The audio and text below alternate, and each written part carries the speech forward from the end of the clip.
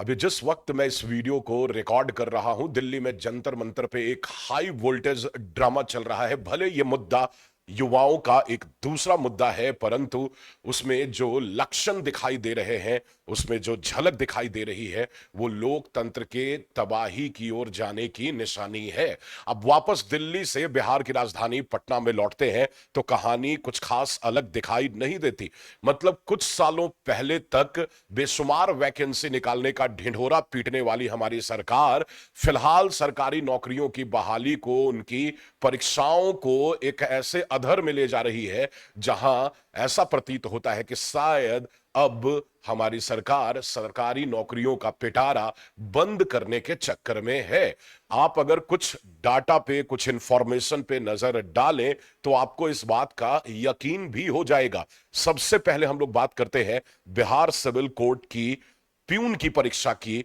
आप ये सोचिए कि वो वैकेंसी 2022 में आई थी और आज 4 सालों से भी ज्यादा होने जा रहा है, लेकिन इस वैकेंसी के एग्जाम को अभी 2-4 महीने पहले कराया भी गया, उसे कैंसिल भी कर दिया गया बिना कोई कारण बताए।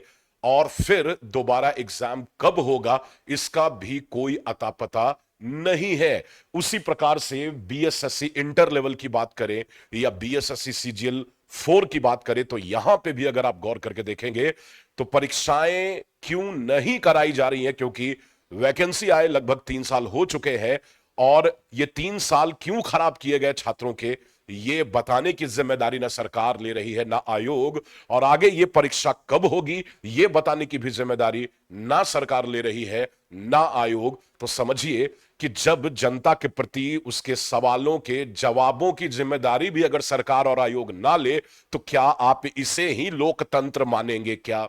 अच्छा चलिए, ये तो बात सरकार और आयोग की है। जब हम कोर्ट की तरफ रुख करते हैं तो ये सोचते हैं कि हमें इंसाफ मिलेगा। जहां सरकार गलतियां करती हैं कोर्ट सुधारेगा, कोर्ट उसके कान ऐंठेगा। लेकिन देखिए कि कोर्ट की हालत क्या है। यहां पे आप देख सकते हैं कि 4 साल हो गए लेकिन 4 सालों में इनकी जवाबदेही तक सामने नहीं आती है, ये जवाब तक नहीं देना चाहते। तो क्या आप इसे लोकतंत्र कहेंगे या आप इसे जो है वो ऑटोक्रेसी कहेंगे या अनार्किज्म कहेंगे, या आप जिस तरह के शब्द इस्तेमाल करना चाहें एक ऐसी शासन व्यवस्था के लिए जिस शासन व्यवस्था में सरकार जनता के सवालों के प्रति उत्तरदायी है ही नहीं या उसके प्रति जिम्मेदार है ही नहीं, तो आप उसे क्या नाम दे सकते हैं ये आप खुद तय करिए। और एक आयोग जो कि अपने वक्त पे कुछ काम करती आ रही थी, अब उसके भी लक्षण जो है वो कपूत वाले दिख रहे हैं। कैसे? एईडीओ की परीक्षा में जालसाजी होती है, उसको लेके परीक्षा कैंसिल कर दी जाती है, बहुत अच्छा। लेकिन अब वो परीक्षा कब होगी, किस तरह से होगी, इस मामले को लेके आपने देखा कि कितने सारे संदेह और कितनी बातें सामने आने लगी। सबसे पहले तो उस परीक्षा में कितना ढिंढोरा पीटा गया बीपीएससी के द्वारा कि मैं ऐसे कर लूंगा, मैं वैसे कर लूंगा, इतनी अच्छी परीक्षा कराऊंगा, लेकिन उसके बावजूद भी हालात इस कदर के हो गए कि बीपीएससी को परीक्षा कैंसिल करनी पड़ी। तो एक तो गलती यहां। दूसरी गलती कि अब उस परीक्षा का पैटर्न चेंज कर दिया गया कोर्ट के आदेश के अगेंस्ट में, क्योंकि कोर्ट ने साफ ही आदेश दिया था कि आप एक बार जब किसी परीक्षा का पूरा प्रोफाइलिंग कर देते हैं और पब्लिक में आप उसको जाहिर कर देते हैं, उसके बाद, माफ कीजिएगा, उसके बाद आप उसमें कोई बदलाव नहीं कर सकते। उसके बावजूद पीटी और मेंस कराए जाने की उसमें बात हो रही है। तो एक ये खेल हो गया। फिर उसके बाद तीसरा खेल अगर आप देखेंगे तो उस परीक्षा की तारीख का भी कोई अता पता नहीं है।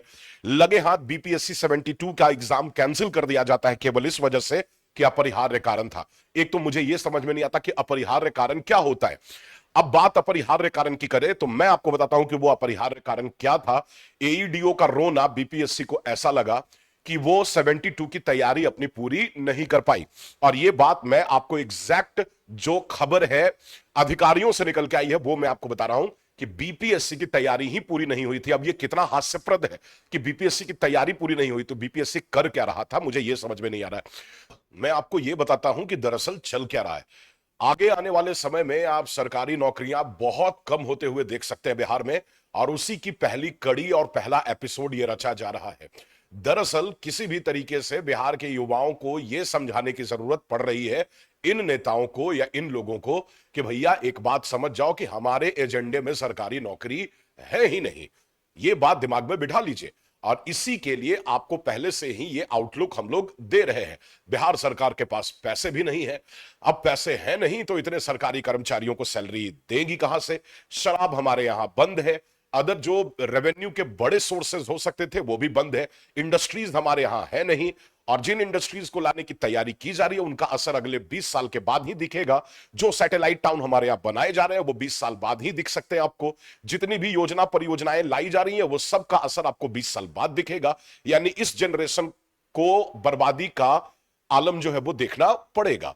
तो अब आप बस सीधे सीधे बात समझ लीजिए कि इसी कारणवश सरकार का ध्यान जो है वो सरकारी नौकरियों की तरफ नहीं है, और वो युवाओं का ध्यान भी इससे हटा के और वो लगाना चाहती है किसी और तरफ। लेकिन सोचने वाली बात यह है कि यह करने का हक सरकार को तब था जब सरकार इससे पहले कि सरकारी नौकरियों को खत्म करने का निर्णय ले, उसे यह चाहिए था कि पहले बिहार में इंडस्ट्रीज को तो जल्दी से विकसित कर दे। कुछ लोगों को लगता है बिहार में विकास हो रहा है, बिहार में विकास की जरूरत थी ही नहीं।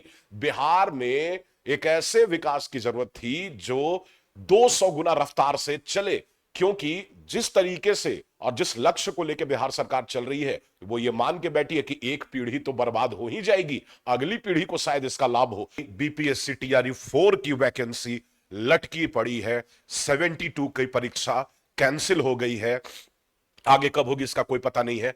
बीपीएससी एईडीओ की परीक्षा कैंसिल हो गई है, पैटर्न चेंज की बात हो रही है, परीक्षा तिथि का पता नहीं है। बीपीएससी भी उसी ढर्रे पे अब आता जा रहा है। बीएसएससी सीजीएल 4 और इंटर लेवल और बीएसओ जैसी परीक्षाएं लटकी पड़ी है। विधानसभा की वैकेंसीज लटकी पड़ी है, लाइब्रेरियन की वैकेंसीज लटकी पड़ी है, सिविल कोर्ट प्यून की परीक्षा लटकी पड़ी है। सारी परीक्षाओं का कचरा कर दिया गया है। अब बताइए कि कौन सा लोकतंत्र हमारे राज्य में काम कर रहा है? ये तो आपके भी विचार होंगे इसके ऊपर, और वो विचार आप कमेंट में जरूर दीजिएगा। लेकिन सबसे बड़ी बात यह है कि ये सालों साल जो आपके बर्बाद किए जा रहे हैं, इससे आप समझ क्या रहे हैं? आप समझिए कि एक अदद वैकेंसी कंप्लीट करने में अगर 4-5 साल लगा दिए जाए तो क्या आप इसे मान सकते हैं कि क्या इस प्रकार से सरकारी नौकरी के भरोसे या उसकी तैयारी के भरोसे आप बैठ सकते हैं? निश्चित तौर पे अगर आप केवल अपनी युवावस्था में सरकारी नौकरी की तैयारी के चक्कर में केवल पड़े रहते हैं तो निश्चित तौर पे अब आपको अटेम्प्ट कम मिलेंगे। ऐसी परिस्थिति में बहुत जरूरी है कि जब आप सरकारी नौकरी की तैयारी कर रहे हैं उसी दौरान आप अपने स्किल को भी बढ़िया करिए, क्योंकि जो 10 साल आपके अमूमन 6-7 साल लगभग कैंडिडेट्स के गुजर जाते हैं, ये एग्जाम ही समय ले लेता है, खा जाता है। ऐसी परिस्थिति में 2-3 साल और उसमें जोड़िए तो मिला जुला के एक छात्र अपना बहुत ही महत्वपूर्ण युवावस्था का 10 साल बर्बाद कर चुका होता है इन परीक्षाओं की तैयारी में। फिर जब आप मानते हैं इस बात को कि 100% में मान के चलिए 2-3% को ही सरकारी नौकरी मिलेगी, बाकी 96-97%, चूंकि इतनी वैकेंसी नहीं है इसलिए वो खाली ही बैठेंगे। ऐसी परिस्थिति में अगर उस 10 सालों में उन्होंने कोई स्किल भी विकसित नहीं किया तो फिर वो किस लायक बचेंगे आगे चल के, जब वो कोई बिजनेस में हाथ डालेंगे या कोई और काम करेंगे और जब उसमें असफलता हाथ लगेगी तो वो ये कहेंगे कि सरकारी नौकरी ही अच्छा होता है, बिजनेस खराब होता है। वो इसलिए खराब होता है क्योंकि 10 साल में आपने कुछ सीखा ही नहीं, और आज आप बिजनेस को ज्यादा आसान मान रहे हैं सरकारी नौकरी पाने से, और आपको लगता है कि आप तो कुछ भी कर लेंगे, और इस वजह से वहां भी आपको घाटा हाथ लगता है। तो इन 10 सालों का इस्तेमाल बहुत बेहतर तरीके से करिए, अपना स्किल इंप्रूव कीजिए, कुछ सीखिए।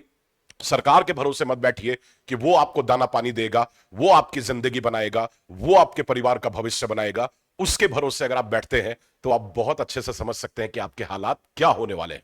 तो जाइए कुछ ना कुछ सीखिए, टेक्नोलॉजी सीखिए, एआई सीखिए, बहुत सारी चीजें हैं जिसे आप सीख सकते हैं अपने ही इसी पीरियड में, सरकारी नौकरी की तैयारी के ही पीरियड में, ताकि आप दोनों विकल्पों के लिए तैयार रहे। अब एक नाव की सवारी बहुत पड़ेगी भारी। मिलते हैं अगली वीडियो में, तब तक के लिए आप चैनल को सब्सक्राइब कर लीजिए। बहुत बहुत धन्यवाद।